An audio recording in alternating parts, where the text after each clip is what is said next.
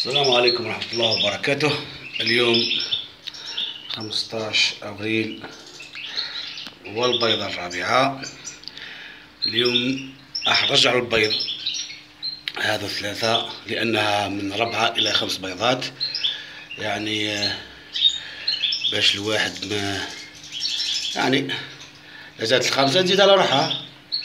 مي هكذا يظهر لي الحمد لله 4 بيضات هكا باش تحضن فيهم، يعني فعليا يعني تحضن فيهم. والله جاتني نحكي على شويه على يعني البيض الاصطناعي هذا وشي الفايده تاعو، بغض النظر انه الفراخ يعني ما يكونش ديكالاج بينها وبين بعضها، يعني في العمر، يعني الفرق باش بيكونش فيها فرق صغير وذاك. خلينا لهذيك نتكلموا من ناحيه يعني دوكا واحد ما يعرفش الانثى تاعو اسكو جديده، اسكو راح ما تحضنش السما كي ما تحضنش راح نزيدوا العظام هذو، ويعني هل ايضا يعني تكسر البيض ولا ما تكسروش. يعني كي يعود بيض اصطناعي تحاول، يعني اذا كان من الانثى اللي يتكسر البيض، انا تاعي بربي ان شاء الله راهي بالبيان خلاص، تحاول تكسره، ما تقدرش تقول نكرك عليه وخلاص، يعني في مفهومي الخاصة.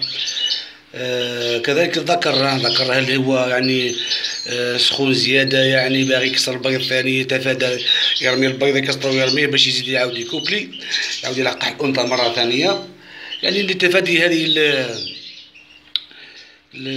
يعني واحد بالذراع يعني منتج ما جاب بيضات، يعني بذراع ما شافهم يرميهم عند الأنثى، يعني اللي جابتهم قاعدة تكسرهم ولا ترميهم، ولا قاعدة الذكر يكسرهم. المهم هكا نتفادى، يعني في رأيي الخاص. بس أنا أيضا كاين كوبلات نخليهم خلي العظام تاعها يعني يخرج فيها فرق صغير.